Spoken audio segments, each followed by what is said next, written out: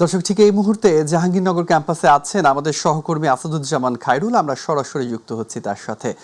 খায়রুল, রাতপোহালী জাকসু নির্বাচন বিভিন্ন কেন্দ্রের ভোটের প্রস্তুতির কেমন চিত্র দেখছেন আপনি, আমাদেরকে জানান।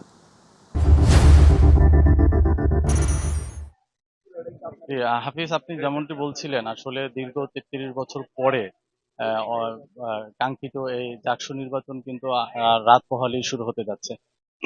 যদি আমি বলি একটু যে নির্বাচন কমিশন কিন্তু বলছেন যে তাদের সকল প্রস্তুতি সম্পন্ন হয়েছে।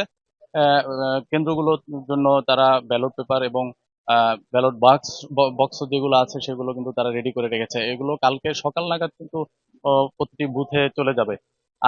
যদিও নির্বাচন কমিশন বলছে যে তারা পরিপূর্ণ প্রস্তুতি গ্রহণ করে আছে, তারপরেও আজকে আমরা সারাদিন দেখেছি বিভিন্ন প্যানেলের প্রার্থীরা কিন্তু অভিযোগ নিয়ে এসেছে, বিভিন্ন অভিযোগ নিয়ে।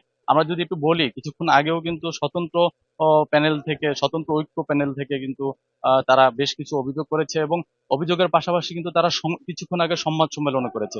আমি যদি একটু যেতে চাই তাদের কাছে যে আসলে তাদের কি কি অভিযোগ আছে, সর্বশেষ মুহূর্তে আপনাদের আসলে কি অভিযোগ আপনারা করছেন এই নির্বাচন কমিশনের বিরুদ্ধে, একটু আমাদের। আচ্ছা, আমি প্রথমে যদি বলি, আমাদের প্যানেলের নাম হলো স্বতন্ত্র শিক্ষার্থী সম্মিলন। আমি মোহাম্মদ ইফরাদ আমিন, আমার ডাক নাম অক্ষর।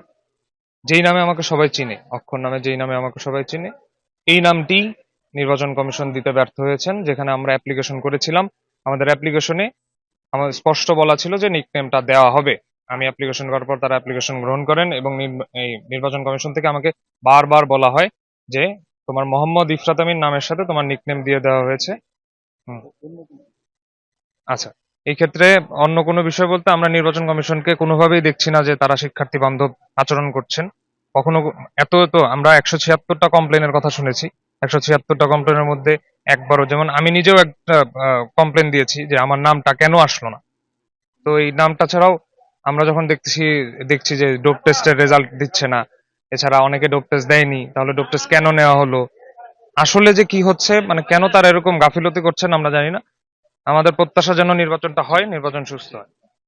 জি, জি, যেটি শুনছিলেন আসলে আসলে বিষয়টি যেটা ওনারা বলছিলেন, ও এছাড়াও কিন্তু ভোট গ্রহণের জন্য কিন্তু প্রায় 1800 আইন শৃঙ্খলা রক্ষাকারী বাহিনী প্রস্তুত আছে এবং ভোট গ্রহণের জন্য যে নিয়ম কানুনগুলো বলা হয়েছিল, সেই নিয়ম কানুনগুলো সম্মিলিত একটি ভিডিও তৈরি করে কিন্তু কমিশন বিভিন্ন ওয়েবসাইট এবং বিভিন্ন গ্রুপে কিন্তু তারা দিয়েছে।